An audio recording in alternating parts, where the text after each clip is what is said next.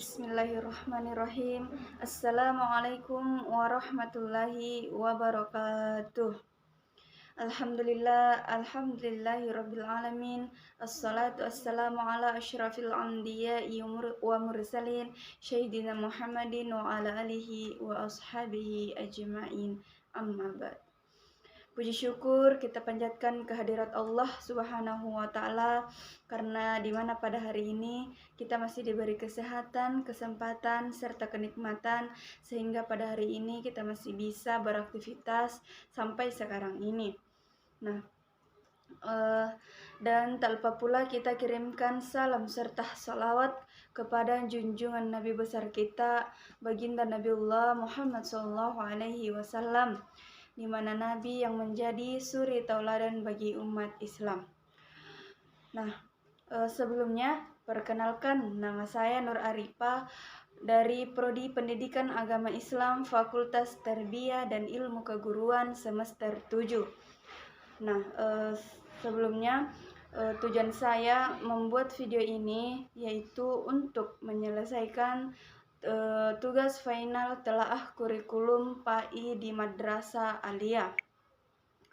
Nah, sebelum saya masuk pada pembahasan inti, maka saya akan menjelaskan apa tujuan dari pemberlakuan KMA 183 tahun 2019 tentang kurikulum PAI dan bahasa Arab di madrasah. Nah, adapun tujuannya yaitu untuk mempersiapkan manusia Indonesia agar memiliki pola pikir dan sikap keagamaan yang moderat, inklusif, berbudaya, religius, serta memiliki kemampuan hidup sebagai pribadi dan warga negara yang beriman, bertakwa, berakhlak mulia, produktif, kreatif, inovatif, dan kolaboratif, serta mampu menjadi bagian dari solusi terhadap berbagai persoalan dalam kehidupan bermasyarakat, berbangsa, bernegara, dan peradaban dunia. Kemudian saya juga akan menguraikan mengenai tujuan KMA 184 tahun 2019 tentang pedoman implementasi pada madrasah oleh Kementerian Agama Republik Indonesia, yaitu pedoman implementasi kurikulum pada madrasah diterbitkan untuk mendorong dan memberi aturan bagaimana berinovasi dalam implementasi kurikulum madrasah itu sendiri, serta memberikan payung hukum dalam pengembangan kekhasan madrasah, pengembangan penguatan karakter, pendidikan anti korupsi, dan pengembangan moderasi beragama pada madrasah. Nah, di sini saya mengambil mata pelajaran Akidah Akhlak kelas 10 semester ganjil. Nah, sesuai dengan adapun kompetensi inti yang saya ambil dan kompetensi dasar sesuai dengan KMA 183 tahun 2019, kompetensi inti yang pertama yaitu menghayati dan mengamalkan ajaran agama yang dianutnya. Kemudian yang kedua, menunjukkan perilaku jujur, disiplin, bertanggung jawab, peduli, gotong royong, kerjasama, toleran, damai, santun, responsif, dan proaktif sebagai bagian dari solusi atas berbagai permasalahan dalam berinteraksi secara efektif dengan lingkungan sosial dan alam, serta dalam menempatkan diri sebagai cerminan bangsa dalam pergaulan dunia.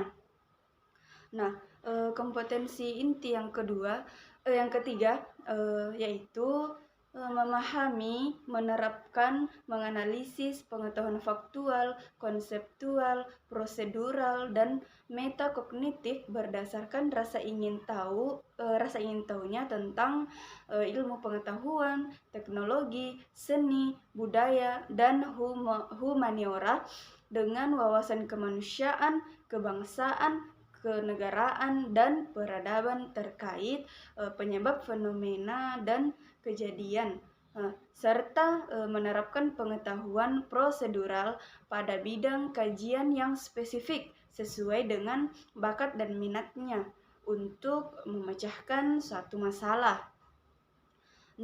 Kemudian kompetensi yang keempat yaitu mengolah, menalar, dan menyaji dalam ranah konkret dan ranah abstrak terkait dengan pengembangan dari yang dipelajarinya di sekolah secara mandiri dan mampu menggunakan metode sesuai dengan kaidah keilmuan.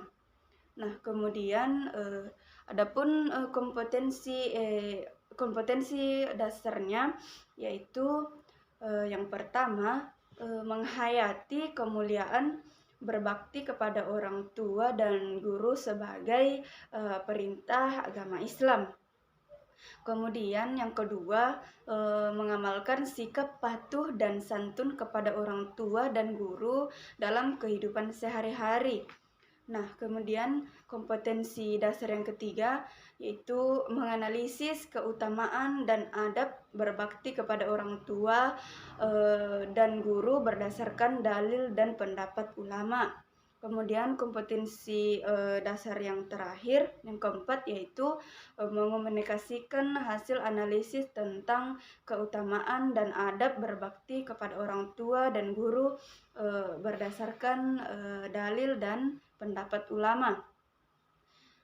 Selanjutnya, adapun penjelasan dari kompetensi dasar yang saya pilih, yaitu yang pertama mengenai dalil nakli tentang berbakti kepada orang tua.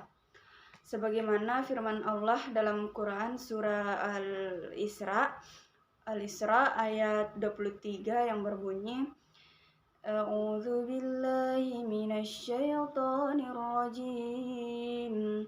Bismillahirrahmanirrahim. Wa qada rabbuka alla ta'budu illa iyyahu wa bil walidaini ihsana. Shadaqallahul azim.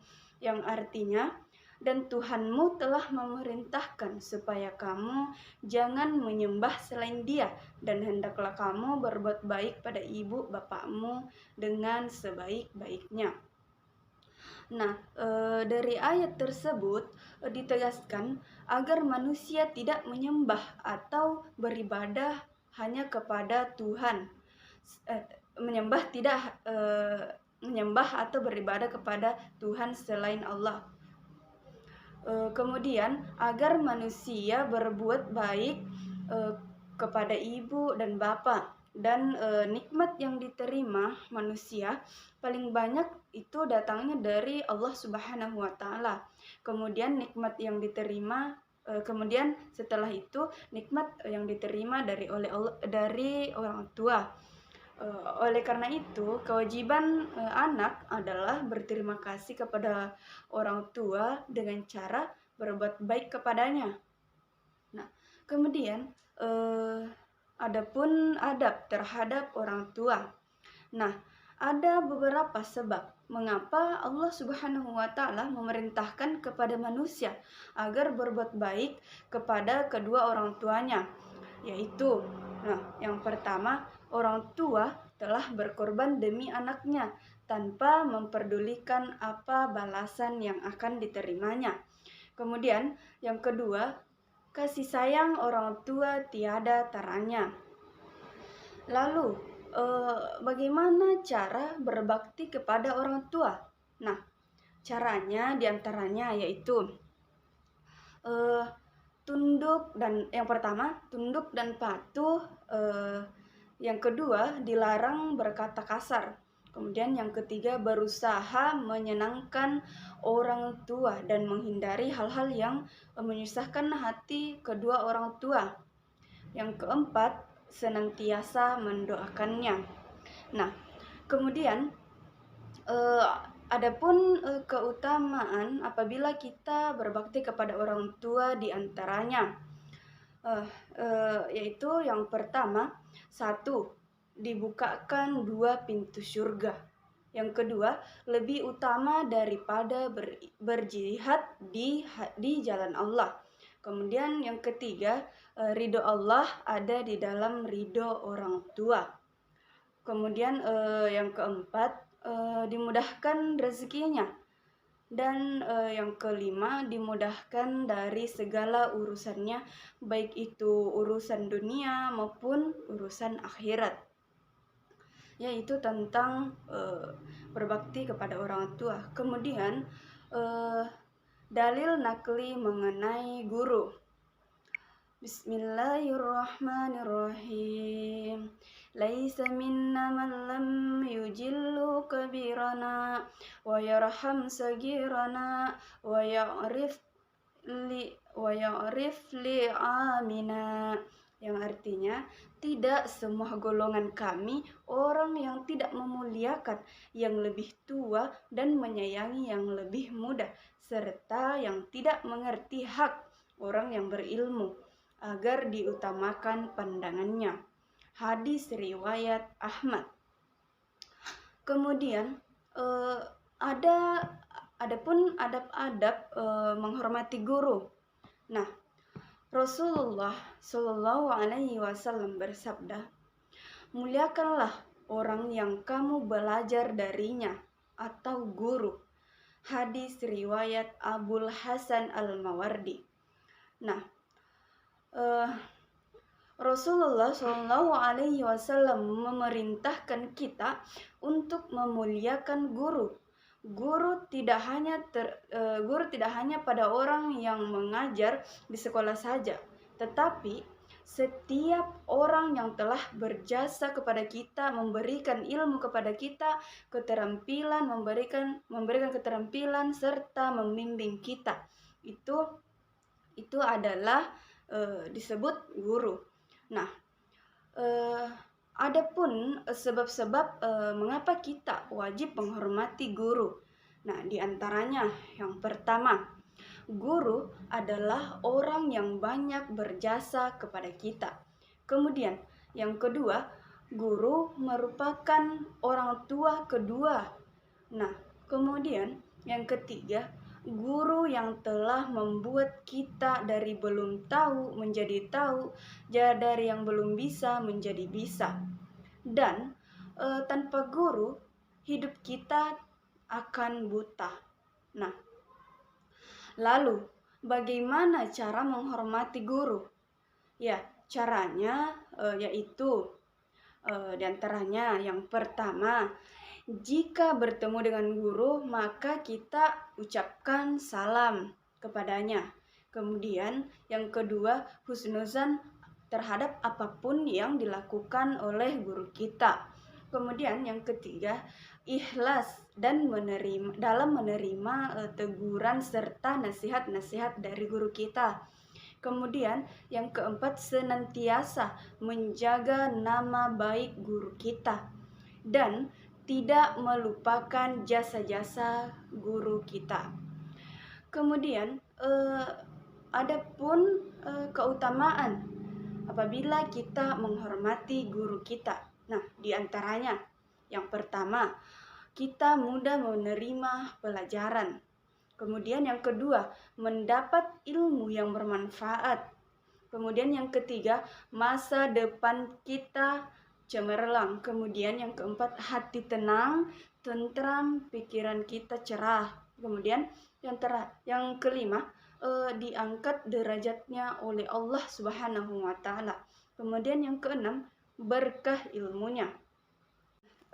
Adapun kesimpulan dari KD yang telah saya uraikan, yaitu bersyukur kepada Allah Subhanahu wa Ta'ala dan kepada orang tua sebagai implementasi memahami kemuliaan berbakti kepada kedua orang tua.